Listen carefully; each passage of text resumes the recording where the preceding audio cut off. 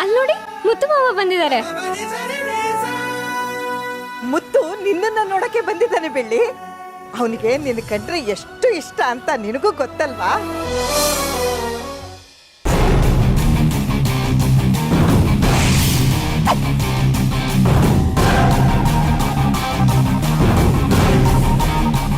ಮಾಯ, ಏನ್ ಮಾಡ್ತಿದ್ಯಾ ನೀನು?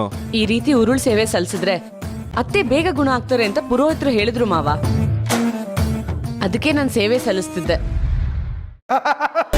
ನೀಲಂಬರಿ, ನೀನ್ ಸಾಯ್ಬೇಕು, ನೀನ್ ಸಾಯ್ಬೇಕು, ನೀನ್ ಸಾಯಿ, ನೀನ್ ಸಾಯಿ, ನೀನ್ ಸಾಯಿ. ಏನ್ರಿ ಮಾಡ್ತಿದ್ದೀರಾ ಏ ಬಿಟ್ರಿ, ಏನ್ ಮಾಡ್ತಿದ್ದೀರಾ? ಸಾಯಿಸ್ತೀನಿ, ನಡೀರಿ. ಬಿಟ್ರಿ, ಬಿಟ್ರಿ.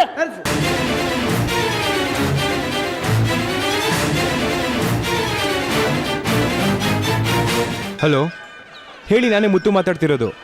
ಚಿಕ್ಕಮ್ಮಂಗೆ ಏನಾಯ್ತು?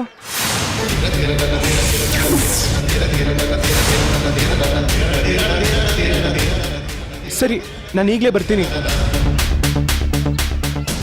ಏನಾಯ್ತು ಮಾವ? ಚಿಕ್ಕಮ್ಮಂಗ್ ಫುಲ್ ಸೀರಿಯಸ್ ಅಂತೆ. ಅವ್ರು ಸೀರಿಯಸ್ ಅಂತ ಹೇಳಿದ ತಕ್ಷಣ ನನ್ನ ಜೀವನೇ ಹೋದಾಗಾಯ್ತು. ಯಾಕೆ ಹೀಗಾಗ್ತಾ ಇದೆ, ಯಾರ್ ಶಾಪ ಅಂತಾನೆ ಗೊತ್ತಾಗ್ತಾ ಇಲ್ಲ. ಚಿಕ್ಕಮ್ಮ ಗುಣ ಆಗ್ತಾರೆ ಅಂತ ನೀನು ಎಷ್ಟು ಕನ್ಸುಗಳು ಕಟ್ಕೊಂಡಿದ್ದೆ, ಎಲ್ಲ ನುಚ್ಚುನೂರಾಯ್ತು.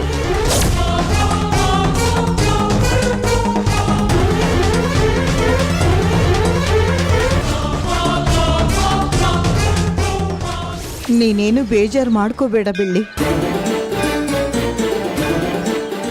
ಅಜ್ಜಿ, ಮಾಯಕ್ಕ ಮತ್ತು ಮಾವ ಏನೋ ತೊಂದರೆಲಿದ್ದಾರೆ ಅನ್ಸತ್ತೆ.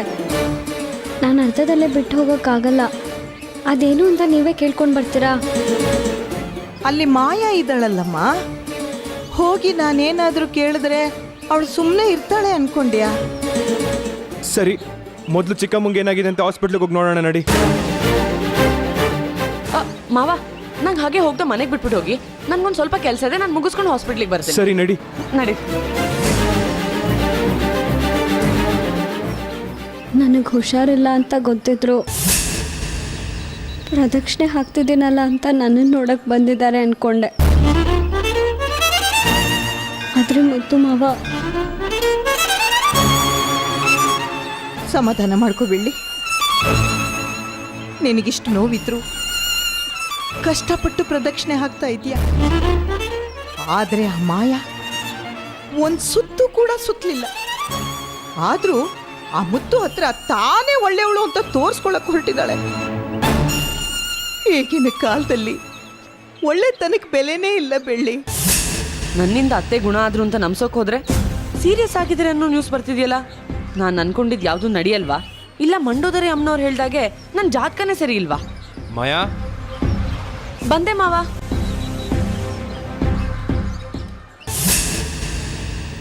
ಸಿಸ್ಟರ್, ಏನ್ ಕಾಲ್ ಮಾಡಿದ್ರಲ್ಲ? ಚಿಕ್ಕಮ್ಮ ಹುಷಾರಾಗಿದ್ದಾರೆ ತಾನೆ? ಸರ್, ನಿಮ್ಮ ಚಿಕ್ಕಮ್ಮನ ಮೇಲೆ ಕೊಲೆ ಪ್ರಯತ್ನ ನಡೆದಿದೆ ಸರ್. ಕೊಲೆ ಪ್ರಯತ್ನನಾ? ಸರ್, ಕೊಲೆ ಮಾಡೋಕ್ಕೆ ಪ್ರಯತ್ನ ಪಟ್ಟಿದ್ದು ಬೇರೆ ಯಾರು ಅಲ್ಲ, ನಿಮ್ಮ ತಂದೆನೇ.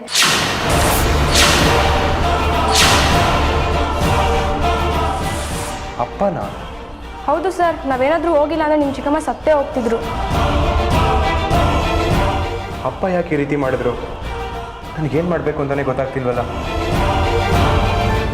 ಸಿಸ್ಟರ್, ಡಾಕ್ಟರ್ ಎಲ್ಲಿದ್ದಾರೆ? Sir, cabin. ಸರಿ. ಡಾಕ್ಟರ್, ಚಿಕ್ಕಮ್ಮ ನಡೆದಿದ್ದೆಲ್ಲ ಈಗಾಗಲೇ ನಿಮ್ಗೆ ಗೊತ್ತಾಗಿದೆ ಅಂತ ತಿಳ್ಕೊಳ್ತೀನಿ. ಹಾಂ ಡಾಕ್ಟರ್, ಯಾಕೆ ಹೀಗಾಯ್ತು ಅಂತ ಕಾರಣ ತಿಳ್ಕೊತೀನಿ ನಾನು. ನಾವು ಬೇಗ ಅವ್ರನ್ನ ಮೊದಲು ಹಾಗೆ ಮಾಡಬೇಕು ಅಂತ ಎಷ್ಟೊಂದು ಪ್ರಯತ್ನ ಪಟ್ವಿ. ಆದರೆ ನಿಮ್ಮ ತಂದೆ ಒಂದೇ ಏಟಿಗೆ ಎಲ್ಲ ಪ್ರಯತ್ನನೂ ಹಾಳು ಮಾಡಿಬಿಟ್ರು. ಈ ಸಮಯಕ್ಕೆ ಕಾರ್ಡಿಯಾಕ್ ಅರೆಸ್ಟು ತಡೆದಿದ್ದೇ ದೊಡ್ಡ ವಿಷಯ. ಇಲ್ಲ ಅಂದಿದ್ದರೆ ನಿಮ್ಮ ಚಿಕ್ಕಮ್ಮ ಜೀವಂತವಾಗಿರ್ತಾ ಇರಲಿಲ್ಲ. ಇದು ಕ್ರಿಮಿನಲ್ ಅಫೆನ್ಸ್ ಆಗಿರೋದ್ರಿಂದ ಪೊಲೀಸ್ನವ್ರಿಗೆ ಹ್ಯಾಂಡ್ ಓವರ್ ಮಾಡಲೇಬೇಕು. ಆದರೆ ನಿಮ್ಮ ಮನೆಯವರು ನೀವು ಬಂದ ಮೇಲೆ ನಿರ್ಧಾರ ತಗೊಳ್ತೀವಿ ಅಂತ ಕಾಯ್ತಾ ಇದ್ದಾರೆ. ಈಗೇನು ಮಾಡಲಿ? ಪೊಲೀಸ್ನ ಕರೆಸ್ಲಾ? ನೀವೇನು ಹೇಳ್ತೀರಾ? ಅಯ್ಯೋ ಬೇಡ ಸರ್, ಕೊಲೆ ಮಾಡೋಕ್ಕೆ ಪ್ರಯತ್ನ ಪಟ್ಟಿರೋರು, ಕೊಲೆ ಆಗ್ತಿದ್ದವರು ಇಬ್ಬರು ನಮ್ಮನೆಯವರೇ. ನಾನು ಯಾರ ಪರವಾಗಿ ಅಂತ ಮಾತಾಡಲಿ? ಕಂಪ್ಲೇಂಟ್ ಕೊಟ್ಟರು ನಾನೇ ಹೋಗಬೇಕು, ಬೇಲ್ ತರೋಕ್ಕೂ ನಾನೇ ಹೋಗಬೇಕು. ಮನೆ ವಿಷಯ ಹೇಗೋ ಮಾತಾಡ್ಕೊಂಡು ಸರಿ ಮಾಡ್ಕೊಳ್ತೀವಿ. ಪೊಲೀಸಿಗೆ ಇಳಿಸು ಅಂತಲ್ಲ, ಏನು ಬೇಡ ಸರ್. ನೀವು ನಮಗೆ ತುಂಬ ಬೇಕಾದವರು ಮುತ್ತವ್ರೆ. ನೀವಾಗಿದ್ದಕ್ಕೆ ನಾವು ತುಂಬ ತಾಳ್ಮೆಯಿಂದ ಇದ್ವಿ. ಇಲ್ಲ ಅಂದಿದ್ದಿದ್ರೆ ನಿಮ್ಮ ತಂದೆ ಇಷ್ಟೊತ್ತಿಗೆ ಕಮ್ಮಿಯಿಂದ ಇರ್ತಾಯಿದ್ರು. ಈಗ ನಮ್ಮ ತಂದೆ ಎಲ್ಲಿದ್ದಾರೆ ಡಾಕ್ಟರ್? ಲಾಕ್ ಮಾಡಿ ಒಂದು ರೂಮಲ್ಲಿ ಇಟ್ಟಿದ್ದೀವಿ ಅವ್ರನ್ನ. ಸರಿ, ನಾನು ಹೋಗಿ ಅವ್ರನ್ನ ನೋಡ್ತೀನಿ. Thank you doctor.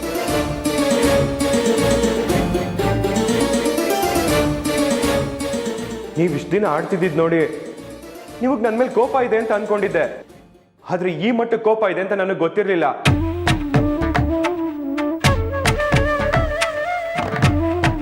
ದಯವಿಟ್ಟು ಇದೆಲ್ಲ ಒಂದು ಕನಸು ಅಂತ ಹೇಳ್ಬಿಡಿಯಪ್ಪ, ನಂಬ್ಕೊಂಡು ಹೋಗ್ಬಿಡ್ತೀನಿ.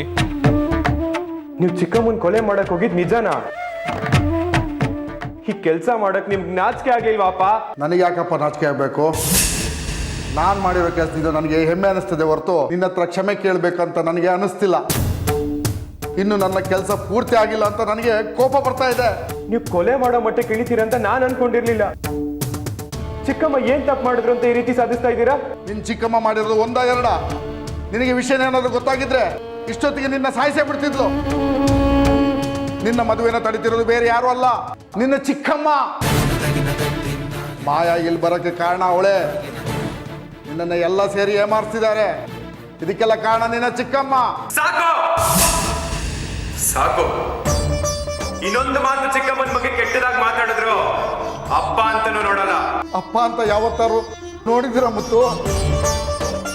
ಮೊದಲು ನನ್ನ ಪೊಲೀಸರ ಹತ್ರ ಕರ್ಕೊಂಡೋಗಪ್ಪ. ಎಲ್ಲ ವಿಚಾರನೂ ನಾನು ಅಲ್ಲೇ ಮಾತಾಡ್ತೀನಿ. ನಿನ್ನ ಚಿಕ್ಕಮ್ಮ ಎಂಥವಳು ಅಂತ ಇಡೀ ಊರಿಗೆ ಗೊತ್ತಾಗಬೇಕು. ಹಾಗೆ ಮಾಡ್ತೀನಿ. ನಿಮ್ಮನ್ನ ಇಷ್ಟೊತ್ತಿಗಾಗಲೇ ಪೊಲೀಸರ್ಗೆ ಹ್ಯಾಂಡ್ ಓವರ್ ಮಾಡಿರ್ತಿದ್ರು. ಇನ್ನೂ ಯಾಕೆ ಮಾಡಿಲ್ಲ ಗೊತ್ತಾ? ನಮ್ಮ ಮನೆ ಮೇಲೆ ಇರೋ ಗೌರವಕ್ಕೆ. ಈಗಲೂ ಡಾಕ್ಟರ್ಗೆ ಒಂದು ಮಾತು ಹೇಳಿದ್ರೆ ಪೊಲೀಸ್ನ ಕರೆಸ್ತೀನಿ ಅಂದ್ರು. ಆದ್ರೆ ನಿನ್ನ ಚಿಕ್ಕಮ್ಮನ ಸಾಯಿಸ್ತೀನಿ. ಇದು ಸತ್ಯ ಸತ್ಯ ಸತ್ಯ.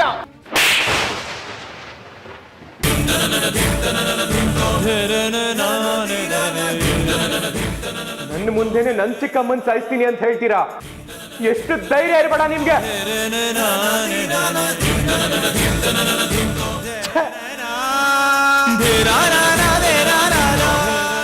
ಯಾಕ್ರಿಂದ ಕೆಲಸಗಳು ಮಾಡ್ತೀರಾ ನನ್ನ ಕೈಯಲ್ಲಿ? ಸ್ವಂತ ಅಪ್ಪನ ಕಾಲರಿದ್ದೆ ಅಂತ ಬೇಜಾರಿಲ್ಲಪ್ಪ. ಒಂದು ವಿಷಯ ಹೇಳ್ತೀನಿ, ಸರಿಯಾಗಿ ಕೇಳಿಸ್ಕೊ. ಹಾವಿಗೆ ಹಲ್ಲಲ್ಲಿ ಮಾತ್ರ ವಿಷ, ಆದರೆ ನಿನ್ನ ಚಿಕ್ಕಮ್ಮಂಗೆ ಮೈ ತುಂಬ ವಿಷ. ಮೊದಲು ಅವಳನ್ನ ಈ ಮನೆಯಿಂದ ದೂರ ಕಳ್ಸಪ್ಪ. ಇಲ್ದಿರ ಅವಳು ನಿನ್ನನ್ನೇ ಸಾಯಿಸ್ಬಿಡ್ತೀನಿ. ನಿಲ್ಸಿ ಸಾಕು. ಮೊದಲು ಚಿಕ್ಕಮ್ಮನ್ ಕೊಲೆ ಮಾಡಕ್ ಪ್ರಯತ್ನ ಪಟ್ರಿ, ಆಮೇಲೆ ಅವ್ರ ಬಗ್ಗೆ ತಪ್ಪಾಗಿ ಮಾತಾಡಿದ್ರಿ. ಈಗ ಚಿಕ್ಕಮ್ಮನ ವಿಷ ಜಂತು ಅಂತ ಹೇಳ್ತಿದ್ದೀರಾ? ಇನ್ಮೇಲೆ ನಾನು ನಿಮ್ಮನ್ನ ಅಪ್ಪ ಅಂತ ಕರಿಬೇಕು ಅಂದ್ರೆ ಅವ್ರ ಬಗ್ಗೆ ಈ ರೀತಿ ಮಾತಾಡೋದನ್ನ ನೀವು ಮೊದಲು ನಿಲ್ಸ್ಬೇಕು.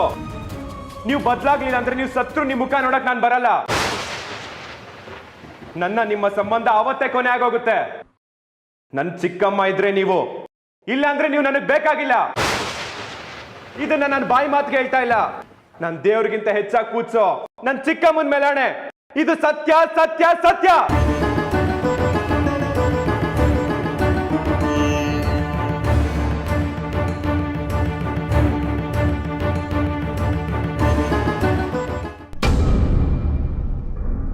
ಮಾವ ಇನ್ನೊಂಚೂರು ಹಾಕ್ಲಾ?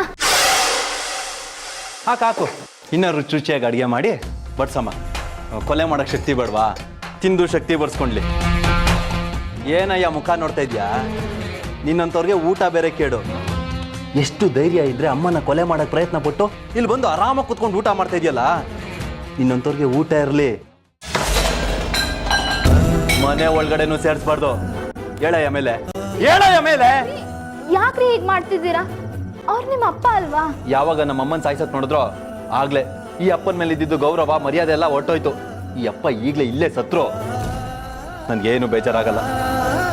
ಪೀಡೆ ತಲುಪ್ತು ಅಂತ ನೆಮ್ಮದಿಯಿಂದ ಇರ್ತೀನಿ. ರೀ ಪ್ಲೀಸ್ ರೀ, ಹಾಗೆಲ್ಲ ಈ ವಯ್ಯಂಗೆ ಯಾರೇ ಅಡಿಗೆ ಬಡ್ಸಿ ಕೇಳಿದ್ದು? ಕತ್ತಿಡ್ದು ಆಚೆ ತಳ್ಳತ್ತಾನೆ. ಆಹಾ ಮಹಾನ್ ಭಾವ ಕೂತಿರೋದು ನೋಡು. ಮಾನ ಮರ್ಯಾದೆ ಒಂಚೂರು ಇಲ್ಲ. ಏಯ್, ಮರ್ಯಾದಿಂದ ಆಚೆ ಹೋಗ್ತೀಯೋ ಅಥವಾ ನಾನು ಯಾಕೆ ಆಚೆ ಹೋಗ್ಬೇಕು? ನೀನೇ ಆಚೆ ಹೋಗು. ನೀನು ನಿಮ್ಮಮ್ಮ ಎಲ್ಲರೂ ಈ ಮನೆಯಿಂದ ಆಚೆ ಹೋಗಿ. ಜನ್ಮ ಕೊಟ್ಟಿದ್ದ ನೀನಾ ನನ್ನೇ ಆಚೆ ಹೋಗಂತಿದೀಯಾ? ಮನೆ ಬಿಟ್ಬಿಟ್ಟು ಹೋಗು ಅನ್ನೋದಕ್ಕೆ ಈ ಆಸ್ತಿ ಎಲ್ಲ ನಿನ್ನ ಹೆಸರಲ್ಲಿಲ್ಲ, ನನ್ನ ಮಗ ಮುತ್ತುರಾಜನ ಹೆಸರಲ್ಲಿದೆ. ಓಹೋ, ಚೆನ್ನಾಗೇ ಮಾತಾಡ್ತೀಯ ನೀನು, ಚೆನ್ನಾಗೇ ಮಾತಾಡ್ತೀಯ. ಅಮ್ಮನ ಕೊಲೆ ಮಾಡಕ್ಕೆ ಹೋದಾಗಲೇ ನಿನ್ನ ಪೊಲೀಸವ್ರಿಗೆ ಹಿಡ್ಕೊಟ್ಟಿದ್ರೆ ಇಷ್ಟೊತ್ತಿನಲ್ಲಿ ಕಂಬಿ ಎಣಿಸ್ತಾ ಇದ್ದೆ. ಹಿಡ್ಕೊಡ್ಲಿಲ್ವಲ್ಲ? ಅದೇ ನಾವು ಮಾಡಿದ ತಪ್ಪು. ಈಗೇನು ಮಾಡ್ತೀಯಾ? ಮಾತಾಡೋ ಮಾತಾಡೋ. ನಾನು ಇಷ್ಟು ದಿವಸ ಮಾತಾಡದೇ ಇದ್ದೆ ನೋಡು, ಅದು ನಾನು ಮಾಡಿರೋ ದೊಡ್ಡ ತಪ್ಪು. ಹೇಳೋರು ಕೇಳೋರು ಯಾರು ಇಲ್ಲ ಅಂತ ನಿಮ್ಗೆ ಇಷ್ಟ ಬಂದಂಗೆ ನಡ್ಕೊಳ್ಳೋದಾ? ತಿರುಗಿಸಿ ಯಾರಾದ್ರು ಮಾತಾಡಿದರೆ ಆಗ ನೀವು ತೆಪ್ಪು ಕೂತ್ಕೊಳ್ತೀರಾ. ನಾನು ಮನೆ ಬಿಟ್ಟು ಹೋದರೆ ಮುತ್ತುಗೂ ಮಾಯಗೂ ಮದುವೆ ಮಾಡ್ತೀರಾ. ಯಾವುದೇ ಕಾರಣಕ್ಕೂ ಈ ಮದುವೆ ನಡಿಬಾರ್ದು. ಅದಕ್ಕೋಸ್ಕರ ಆದರೂ ಈ ಮನೆಯಲ್ಲಿ ನಾನು ಇರ್ತೀನಿ. ಪ್ರಾಣ ಬಿಟ್ಟಾದರೂ ಸರಿ, ಈ ಮದುವೆನ ನಿಲ್ಲಿಸ್ತೀನಿ. ಏನಣ್ಣ ಇದು? ಬಾಳ್ಬೇಕಾಗಿರೋ ಮನೆಯಲ್ಲಿ ಯಾವಾಗಲೂ ಸಾಯ್ತೀನಿ ಸಾಯ್ತೀನಿ ಅನ್ಕೊಂಡು ತಪ್ಪಲ್ವಾ? ಹ್ಞೂ, ಬರೀ ಬಾಯಿ ಮಾತಷ್ಟೇ. ಒಂದ್ಸರಿನೂ ನೆಗದ್ ಬೀಳಿಲ್ಲ. ಈ ಬಯ್ಯ ನೆಗದ್ ಬಿದ್ರೆ ಈ ಮನೇಲಿರೋರೆಲ್ಲ ನೆಮ್ಮದಿಯಿಂದ ಇರ್ತೀವಿ. ಫಸ್ಟು ನೆಗದ್ ಬೀಳು. ಈ ಮನೇಲಿರೋರ್ನ ಒಬ್ಬೊಬ್ರನ್ನೇ ಸಾಯಿಸಿ ಇವ್ರು ಮಾತ್ರ ನೆಮ್ಮದಿಯಿಂದ ಇರ್ತಾರೆ. ಹೆಂಡ್ತಿನ ಸಾಯಿಸೋ ಕೊಟ್ಟೋರು ಇನ್ನು ಮಕ್ಳು ಯಾವ ಲೆಕ್ಕ ಇವ್ರಿಗೆ? ಅಣ್ಣ, ವಿಷಯ ತಿಳಿದು ಓಡೋಡ್ ಬಂದೆ. ನೀ ಮಾಡಿರೋದು ನ್ಯಾಯನಾ? ಸರಿನಾ ಹೇಳು? ಏನೇ ಕೋಪ ಇದ್ರೂ ಹೀಗೆಲ್ಲ ಮಾಡೋದು ತಪ್ಪಲ್ವಾ ಅಣ್ಣ? ನೀನು ಅವತ್ತು ಆಸ್ಪತ್ರೆಯಲ್ಲಿ ನೀಲಾಂಬರಿನ ಕೊಲೆ ಮಾಡ್ತೀನಿ ಅಂತ ಹೇಳಿದಾಗ ಅದೆಲ್ಲ ತಪ್ಪು, ಹಾಗೆ ಮಾಡಬಾರ್ದು ಅಂತ ನಿನಗೆ ಎಷ್ಟು ಬುದ್ಧಿ ಹೇಳಿದೆ.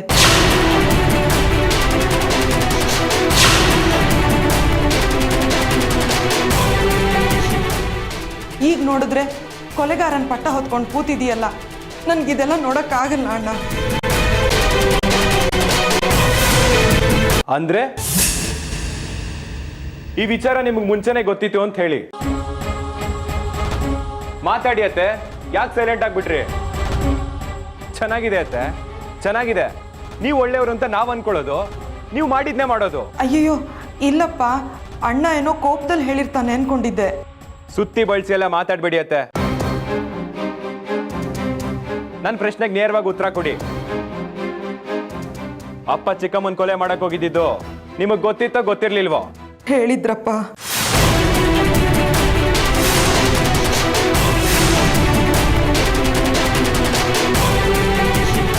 ಮತ್ ಮುಂಚೆನೆ ಬಂದು ನನಗೆ ಯಾಕತ್ತೆ ಹೇಳಲಿಲ್ಲ? ಒಂದು ಮನೆ ಮುಳುಗ್ತಿದೆ ಅಂದ್ರೆ ಅದನ್ನು ಮುಂಚೆನೆ ಬಂದು ಹೇಳೋದು ಬುದ್ಧಿವಂತರ ಲಕ್ಷಣ. ಆ ಮನೆ ಮುಳುಗೋದ್ರೂ ಪರವಾಗಿಲ್ಲ, ನನಗೆ ಚಿಂತೆ ಇಲ್ಲ ಅನ್ನೋದಾದ್ರೆ ಆ ವಿಷಯನ ಮುಚ್ಚಿಡ್ಬೇಕು. ನೀವು ವಿಷಯನ ಮುಚ್ಚಿಟ್ಟಿದ್ದೀರಾ ಅಂದ್ರೆ ಈ ಕೊಲೆ ನಡೀಲಿ ಅನ್ನೋದೇ ನಿಮ್ಮ ಉದ್ದೇಶ ಅನ್ಸುತ್ತೆ. ನಾನು ಅದನ್ನು ಸೀರಿಯಸ್ ಆಗಿ ತಗೊಳ್ಳಿಲ್ಲ ಮುತ್ತು. ಹೀಗಾಗುತ್ತೆ ಅಂತ ನನ್ನ ಕನ್ಸಲ್ಲೂ ಅನ್ಕೊಂಡಿರ್ಲಿಲ್ಲ ಅಪ್ಪ. ಒಬ್ಬರನ್ನ ಸಾಯಿಸ್ತೀನಿ ಅಂತ ರಾಜಾರೋಷವಾಗಿ ಹೇಳಿದಾಗ ನೀವು ನಂಬ್ಲಿಲ್ವಲ್ಲ, ಇನ್ ಯಾವ ವಿಷಯ ನಂಬ್ತಿರತ್ತೆ ನೀವು?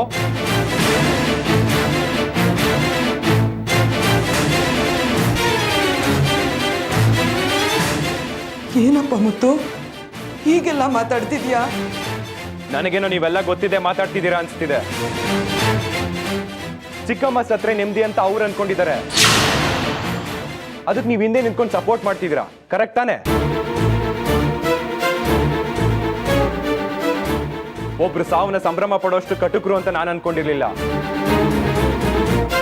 ಹಿಂದೆ ಒಂದು ಮುಂದೆ ಒಂದು ಮಾತಾಡ್ತಿರಲ್ಲ, ಮನುಷ್ಯ ನೀವು. ನಿಮ್ನ ಮೊದ್ಲಿಂದನೂ ದೂರ ಇಟ್ಟಿದ್ರೇನೆ ಚೆನ್ನಾಗಿರೋದು. ಸತ್ಯವಾಗ್ಲೂ ನಾನು ಹೀಗೆಲ್ಲ ಅನ್ಕೊಂಡಿರ್ಲಿಲ್ಲ ಅಪ್ಪ. ಇನ್ಯಾವ ಉದ್ದೇಶ ಇಟ್ಕೊಂಡು ಮಾತಾಡಿದ್ರೆ ಹೇಳಿ? ಓ, ಚಿಕ್ಕಮ್ಮ ಸತ್ತೋದ್ರೆ ಮನೆಗೆ ಯಾರು ದಿಕ್ಕಿರಲ್ಲ. ಮುತ್ತು ಹೇಗೂ ದುಃಖದಲ್ಲಿರ್ತಾನೆ, ಅವ್ನು ಹೇಗೋ ಸಮಾಧಾನ ಮಾಡಿ ಬೆಳ್ಳಿ ಜೊತೆ ಮದ್ವೆ ಮಾಡೋಣ ಅಂತ ಅನ್ಕೊಂಡ್ರಿ, ಹೌದು ತಾನೆ?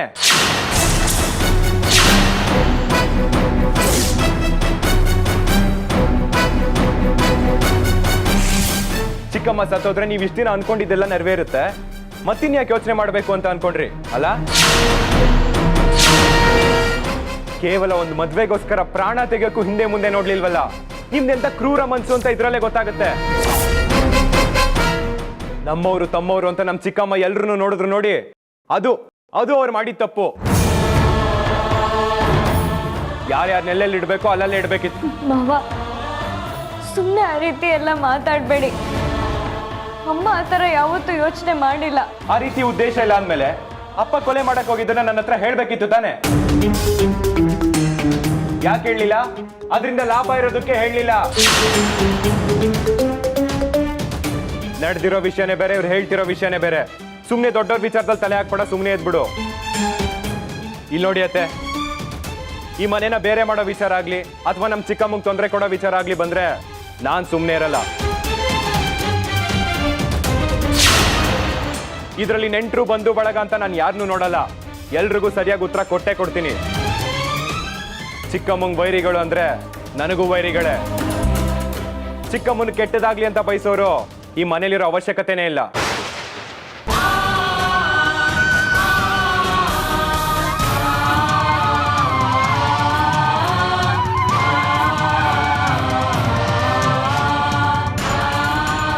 ಅಪ್ಪ, ಈ ವಿಷಯ ನಿಮ್ಗೂ ಸೇರ್ಸೇ ಹೇಳ್ತಾ ಇರೋದು. ಈ ಮನೇಲಿ ಚೆನ್ನಾಗಿರೋ ಆಗಿದ್ರೆ ಇರಿ, ಇಲ್ಲ ಬಾಗ್ಲು ಸದಾ ತೆಗ್ದಿರುತ್ತೆ, ಹೋಗ್ತಾ ಇರ್ಬೋದು.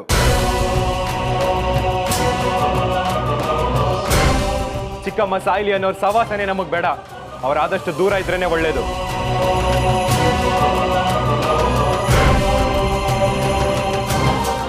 ಹಣ ಆಸ್ತಿಗೋಸ್ಕರ ಜನ ಎಂತೆಂತ ಕೆಲ್ಸಗಳು ಮಾಡ್ತಾರೆ. ತಾವು ಮಾತ್ರ ಚೆನ್ನಾಗಿರ್ಬೇಕು, ಉಳಿದೋರ್ ಸತ್ರು ಪರವಾಗಿಲ್ಲ ಅಂತಾರೆ. ಅಂಥದ್ದು ಒಂದ್ ಜನ್ಮನ. ನೋಡಪ್ಪ ಮುತ್ತು, ನಾವು ಬಡವ್ರು ಇರ್ಬೋದು, ಮಾನ ಮರ್ಯಾದೆನಲ್ಲ. ಇನ್ಮೇಲಿಂದ ನನ್ನ ನೆರಳು ಕೂಡ ಈ ಮನೆ ಕಡೆ ಸುಳಿಯಲ್ಲ.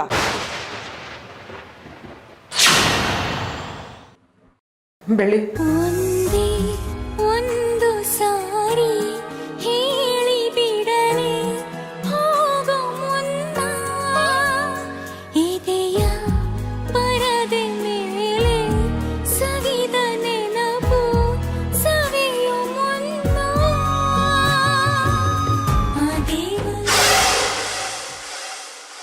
ಈಗ ನಿಮಗ್ ನೆಮ್ಮದಿನಾ? ಎಲ್ಲದಕ್ಕೂ ಕಾರಣನೇ ನೀವು. ಅಪ್ಪ ಅಂತ ಎಷ್ಟು ಗೌರವ ಇಟ್ಕೊಂಡಿದ್ದೆ, ಎಲ್ಲಾನು ಒಂದೇ ಸರಿ ನುಚ್ಚು ನೂರು ಮಾಡ್ಬಿಟ್ರಲ್ಲ. ನಿಮ್ಮಂತವ್ರಿಗೆ ಮನೆ ಯಾಕೆ, ಮಕ್ಳು ಯಾಕೆ? ಚಿಕ್ಕಮ್ಮಂಗೆ ಏನಾದ್ರೂ ಆಗ್ಬೇಕಲ್ಲ. ನಾನು ಏನು ಮಾಡ್ತೀನೋ ನನಗೆ ಗೊತ್ತಿಲ್ಲ. ಒಂದೇ ಒಂದು ಕ್ಷಣ, ಇನ್ನೊಂದು ಕ್ಷಣ ನನ್ನ ಕಣ್ಮುಂದೆ ಇರಬಾರ್ದು. ಒಟ್ಟಾಗೆ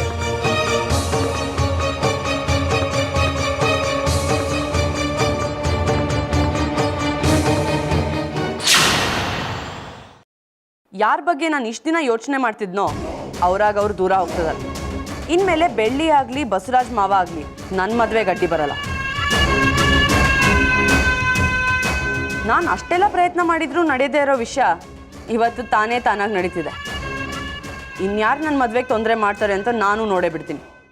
ಇಡೀ ಸಾಮ್ರಾಜ್ಯಕ್ಕೆ ನಾನೇ ರಾಣಿ. ಇನ್ಮೇಲೆ ಇಲ್ಲಿ ನಂದೇ ರಾಜ್ಯಭಾರ. ದಮ್ಮಿದ್ದವರು ತಡಿಯೋಕೆ ಬರ್ಬೋದು, ಬಂದವ್ರನ್ನೆಲ್ಲ ಮಣ್ಣಲ್ಲಿ ಹಾಕಿ ಹೂತಾಕ್ಬಿಡ್ತೀನಿ. ಹುಷಾರ್.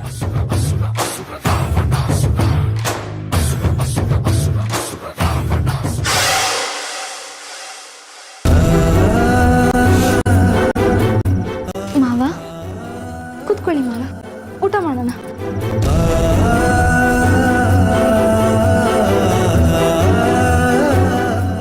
ಮಾವ ಮಾವ ಮಾವ ಊಟ ಮಾಡದೆ ಹೋಗ್ಬೇಡಿ ಮಾವ. ಮಾವ ಮಾವ ಮಾವ ನಿಂತ್ಕೊಳ್ಳಿ ಮಾವ. ಮಾವ ದಯವಿಟ್ಟು ನನ್ನ ಮಾತು ಕೇಳಿ ಮಾವ, ಮನೆ ಬಿಟ್ಟು ಹೋಗ್ಬೇಡಿ. ಇವಾಗ ನೀವೇ ಹೀಗೆ ಹೋದ್ರೆ ಈ ಮನೆ ಆಧರಿಸ್ತಾ ಮನೆ ಹೋದಂಗಾಗುತ್ತೆ. ದಯವಿಟ್ಟು ನನ್ನ ಮಾತು ಕೇಳಿ ಮಾವ, ಮನೆ ಬಿಟ್ಟು ಹೋಗ್ಬೇಡಿ. ಮುತ್ತು ಮದುವೆನ ಬೆಳ್ಳಿ ಜೊತೆ ಮಾಡ್ಬೇಕಂತ ತೀರ್ಮಾನ ಮಾಡಿದೆ. ಅಪ್ಪ ಆಗಿದ್ದು ಅಷ್ಟು ಕನ್ಸು ಕಾಣೋದು ತಪ್ಪ? ಮುತ್ತು ಮಾವಂಗೂ ಬೆಳ್ಳಿಗೂ ಒಳ್ಳೇದಾಗ್ಲಿ ಅಂತ ಬಯಸೋದು ನೀವು ಒಬ್ಬರೇ ಮಾವ. ಇವಾಗ ನೀವೇ ಹೀಗೆ ಮನೆ ಬಿಟ್ಟು ಹೋದ್ರೆ ಅವ್ರಿಗೆ ಒಳ್ಳೇದಾಗ್ಲಿ ಅಂತ ಬೇಡ್ಕೊಳ್ಳೋರು ಯಾರು? ಆಮೇಲೆ ಎಲ್ಲರೂ ಅವ್ರನ್ನ ಮೃಗಗಳ ಥರ ತೊಂದರೆ ಕೊಡೋಕೆ ಶುರು ಮಾಡ್ತಾರಷ್ಟೇ. ಅದಕ್ಕೆ ಮಾವ, ನಾವಿಬ್ರು ಒಟ್ಟಾಗಿ ಹೋರಾಡಬೇಕು. ಈ ಮನೆಯಲ್ಲಿ ನಾವಿಬ್ರಷ್ಟೇ ಅಲ್ಲ, ನಮ್ಮ ಜೊತೆ ಕೈ ಜೋಡಿಸೋದಕ್ಕೆ ಇನ್ನೊಂದು ಶಕ್ತಿ ಇದೆ.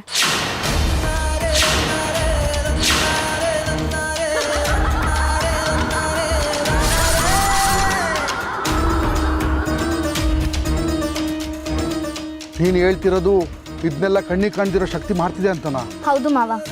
ನೀಲಾಂಬರಿಯತ್ತೆ ಮಾಯಿನ ವಿರುದ್ಧವಾಗಿ ಮುತ್ತು ಮಾವ ಬೆಳ್ಳಿ ಪರವಾಗಿ ಕಣ್ಣಿಗೆ ಕಾಣ್ದಿರೋ ಶಕ್ತಿ ಈ ಮನೆಯಲ್ಲಿದೆ. ಆ ಶಕ್ತಿ ದುಷ್ಟರಿಂದ ಯಾವಾಗಲೂ ಈ ಮನೇನ ಕಾಪಾಡ್ತಿದೆ. ನನಗೆ ನಂಬಕ್ಕೆ ಆಗ್ತಿಲ್ಲಮ್ಮ. ಮಾವ, ಕೆಲವೊಂದು ವಿಷಯಗಳು ನಮ್ಮ ಊಹೆಗಿಂತೂ ಮೀರಿದಿರುತ್ತೆ. ಅದನ್ನೆಲ್ಲ ನಾವು ಕಣ್ಣಾರೆ ಕಣ್ಮೇಲೆ ನಂಬಕ್ಕಾಗೋದು. ನಾನು ಈ ಮನೆಗೆ ಬಂದಮೇಲೆ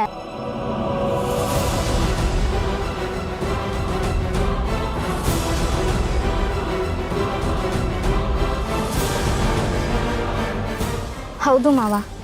ಅಷ್ಟೇ ಅಲ್ಲ, ಮುತ್ತು ಮಾವ ಯಾವಾಗ ದೇವಸ್ಥಾನಕ್ಕೆ ಪೂಜೆಗೆ ಬರಲ್ಲ ಅಂತಿದ್ರೋ ಅವಾಗ ದೇವಸ್ಥಾನಕ್ಕೆ ಬರೋ ಹಾಗೆ ಮಾಡಿದ್ದು ಆ ಕಾಣ್ದಿರೋ ಶಕ್ತಿನೇ. ನನಗೆ ಮುಂಚೆಲ್ಲ ಈ ವಿಷಯ ಗೊತ್ತಾಗ್ತಿರ್ಲಿಲ್ಲ. ಆದರೆ ನಾನು ಯಾವಾಗ ಮನೆ ಬಿಟ್ಟು ಹೋಗಬೇಕು ಅಂತ ತೀರ್ಮಾನ ಮಾಡಿದ್ನೋ ಆಗ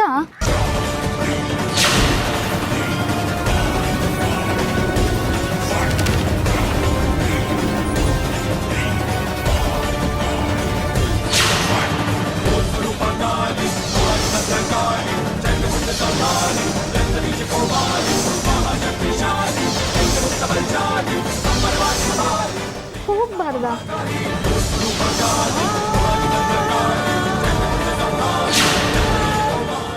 ನಿನ್ನನ್ನು ತಡೆದಿದ್ದು ಆ ಶಕ್ತಿನ? ಹೌದು ಮಾವ, ಅವತ್ತ ಶಕ್ತಿನ ಹೇಗಾದರೂ ಮಾಡಿ ಮನೆಯಿಂದ ಓಡಿಸ್ಬೇಕು ಅಂತ ಎಲ್ಲರೂ ತೀರ್ಮಾನ ಮಾಡಿದ್ರು. ಪೂಜೆಗೆ ಬಂದಿದ್ದ ಮಾಂತ್ರಿಕೆನೂ ಹೊಡೆದೋಡ್ಸಿದ್ ಬೇರೆ ಯಾರೂ ಅಲ್ಲ, ಆ ಶಕ್ತಿನೇ.